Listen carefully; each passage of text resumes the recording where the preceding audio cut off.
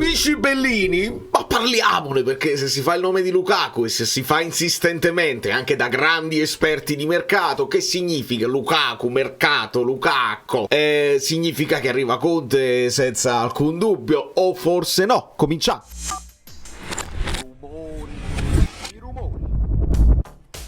Allora, vi chiedo il like prima di benvenutare Felice, perché giusto per la copertina, mi sono divertito a fare la copertina. Alle volte mi diverto più a fare la copertina che non il video stesso.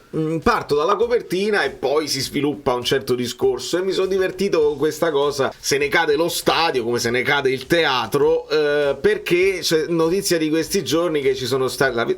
Benvenuto Felice, comunque, lasciate il like eccetera eccetera, che mi sono svegliato con queste notizie. Chiudono la curva, c'è stato problema, c'è bradisismo eccetera eccetera per il San Paolo, Maradona, e cominciamo a stabilire quello, perché ci sono state delle novità. Non devo dare per scontato che tutti sappiano tutto e che tutti ricevano le notizie in tempo reale, come succede a me, che sono fortunato in questo caso. E quindi andiamo alla notizia. Eccoci qua, ci spostiamo un attimo. Così, il Maradona non ha subito nessun cedimento strutturale. Nino Simeone, che parla spesso anche delle cose del Napoli, battibecchi col presidente, non ci sono prove o evidenze tecniche che indichino un cedimento strutturale dello stadio a causa del bradisismo.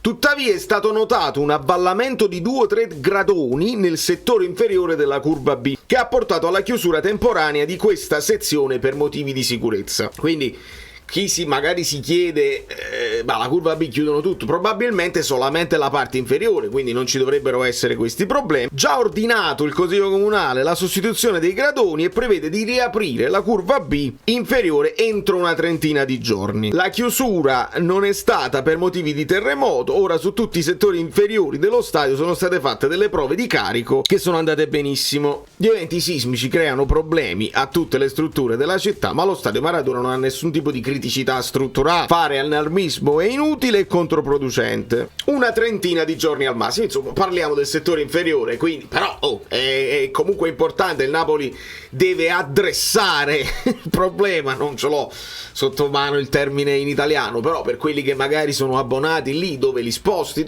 bisogna sicuramente parlarne. I tifosi stiano tranquilli. Ora i tifosi secondo me devono stare tranquilli anche per quanto riguarda Lukaku. Ma prima mi divertivo perché ieri c'è stata l'impresa del Borussia Dortmund, e il Borussia Dortmund è uno di quelle squadre che da tanto tempo si tira in ballo quando si dice il Napoli vorrebbe essere o potrebbe essere come il Borussia Dortmund. Si cita l'Atletico Madrid, cioè la squadra che subito dopo la superpotenza è quella squadra là che il Napoli deve ambire ad essere. Si citava anche l'Arsenal, proprio senza alcun motivo di logica. Mettere l'Arsenal e il Napoli nella stessa frase è veramente complicato, ma ieri il Borussia fa fuori il Paris Saint-Germain. Ora vogliamo paragonare un attimo. Allora, i trofei del Napoli, perché poi noi facciamo tante finali, lo sapete, ma evidentemente non portiamo trofei a casa.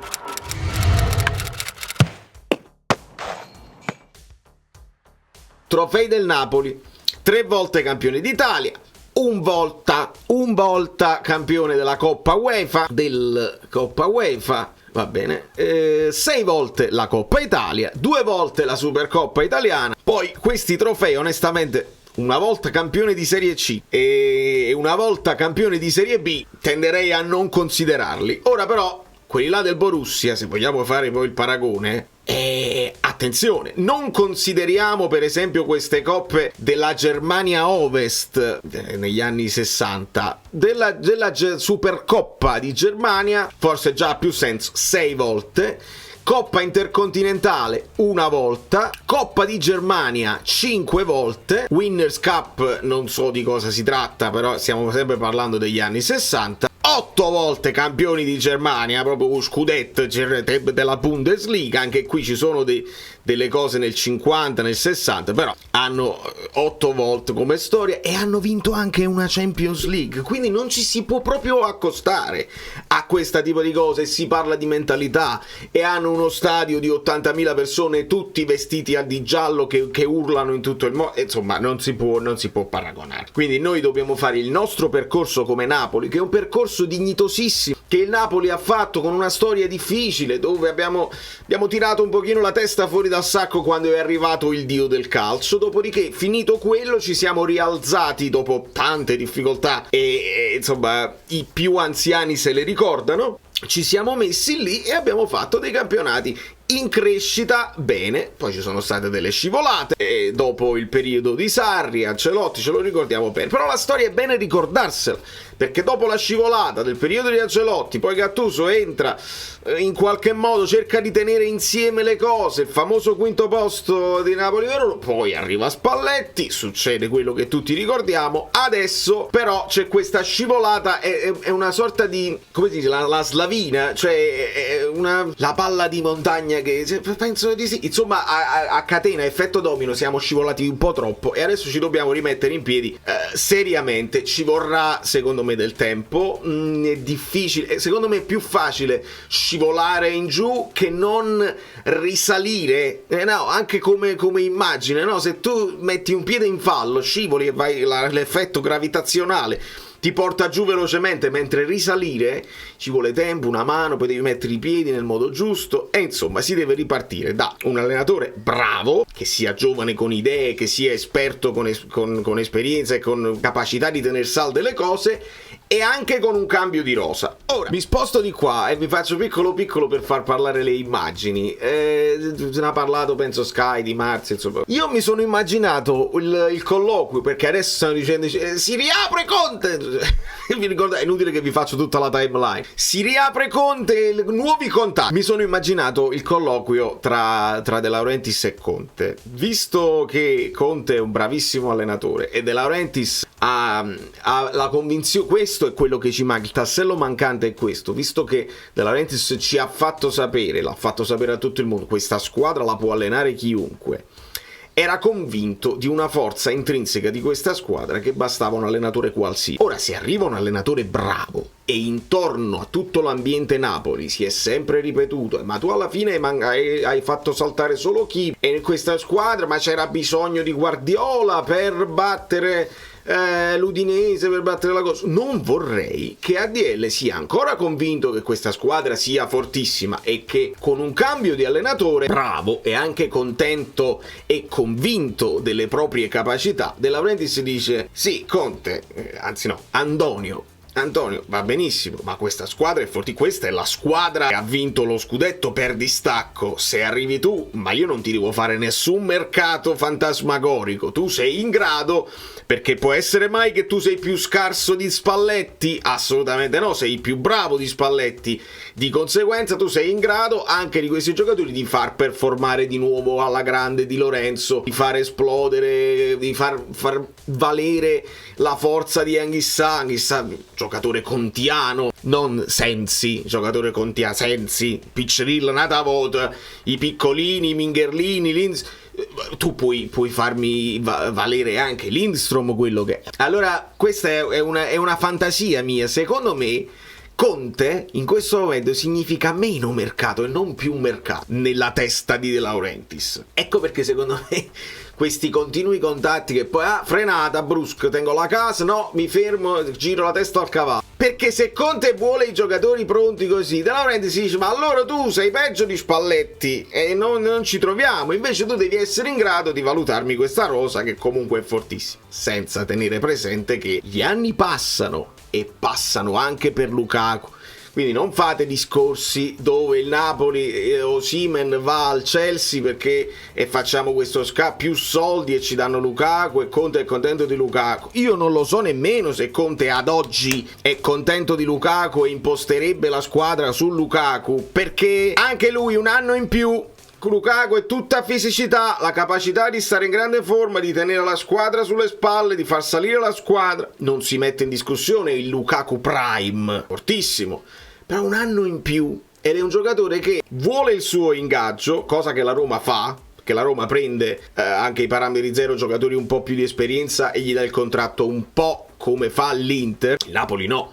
Il Napoli spende anche tanto di cartellino, ma punta su giocatori che sono in crescita e anche l'ingaggio deve andare in crescita, quindi si parte da un ingaggio logico e poi se te lo guadagni, se vai bene, con i bonus si aumenta l'ingaggio. Già andare con uno che ti chiede un ingaggio già così, forse per l'allenatore tu puoi fare un'eccezione, ma già per i giocatori, quando non sono rivendibili, diventa un pochino più complicata secondo me la situazione, quindi io lo escluderei. Fate il clip, appena arriva Lukaku mi fate diventare virale. Ragazzi, io vi dico le cose come stanno, poi non piace perché sono più belli i video. Arriva Lukaku, la formazione con Lukaku, mettiamo Lukaku, facciamo i pallini, Lindstrom e Kvara dietro le puck, Gonge perché piace, Ngong dietro le punte, Kvara, poi ci mette tutto quanto, buongiorno al centro della difesa, tutti quanti, Anco, eccetera eccetera, e ci facciamo delle illusioni su dei nomi che sono usciti troppo a me dispiace tantissimo togliervi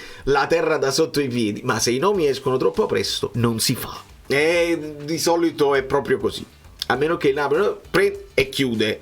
Quando il nome si è fatto presto di Kvara era preso e chiuso, come con Olivera, preso e chiuso. Qua la vedo difficile, la vedo difficilissima, però servirà, perché abbiamo visto che Osimhen, nonostante la stagione zoppicante, comunque c'ha una media minuti gol importantissima e sta sul pezzo, quindi servirà un attaccante forte, molto forte, e poi bisogna fare i discorsi soliti su quelli che è il resto della rosa, perché c'hai un Lindstrom che non hai capito se effettivamente puoi valutare o no. Ho letto anche il Napoli è disposto a venderlo l'anno prossimo, in Germania sono interessati, però si parte da una base di 24 milioni per non fare minusvalenza, e già questa notizia è sbagliata, perché se il Napoli lo ha pagato intorno ai 25, già ammortato, come dicono quelli bravi, già la metà, perché il Napoli fa così, quindi con 15 milioni non fai minusvalenza.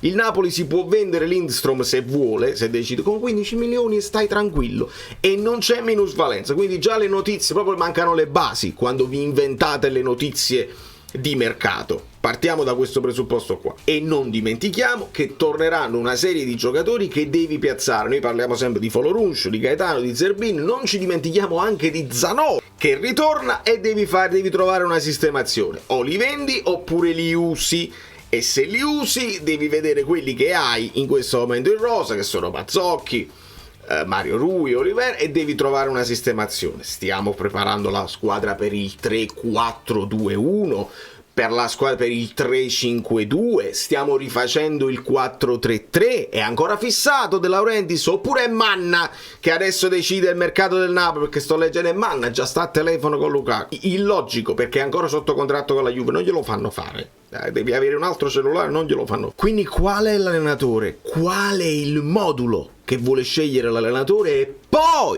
si può fare il mercato, altrimenti stiamo dando aria alla bocca, e dare aria alla bocca si perdo tempo, si fanno video così campati in aria, e io mi rendo conto qualcosa si deve dire. Nessuno si interesserà della partita col Bologna, che secondo me, non per la classifica, anche io spero sempre nella classifica, spero sempre nella Conference League, ma sono rimasto l'unico al mondo, me ne rendo conto, ma per una questione di dignità, per dimostrare che, per togliersi lo sfizio di dire lo abbiamo battuto Thiago Motta, vai, Calzone ha battuto Thiago Motta, una serie di sfizi personali, dato che tutto è casuale in questo momento, giochi bene con la Roma ma giochi male con l'Udinese, sarebbe carino non buttarsi proprio in campagna, per richiamare Spalletti, per queste perché sono tre partite, sono 9 punti, sono 3 trofei, 9 finali. E lo so che non ci riguarda, però si sta giocando anche la Conference in questo momento, che hanno anticipato, è italiano, va visto perché sta perdendo, e attenzione,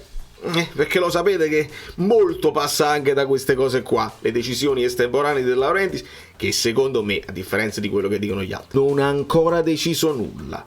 Da New York, Valerio Fluido è tutto. Mi dispiace se vi ho tolto una speranza, una cosa, ma vorrei non dirvi stupidaggini, poi vorrei anche diventare virale.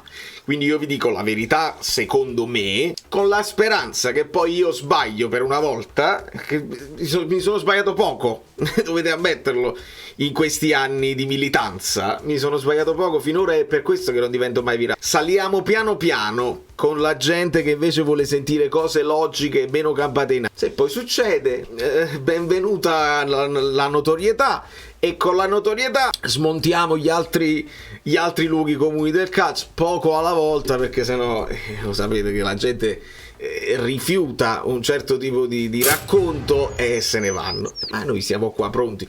A me piace la mia community, non mi piacciono gli altri, non mi piace.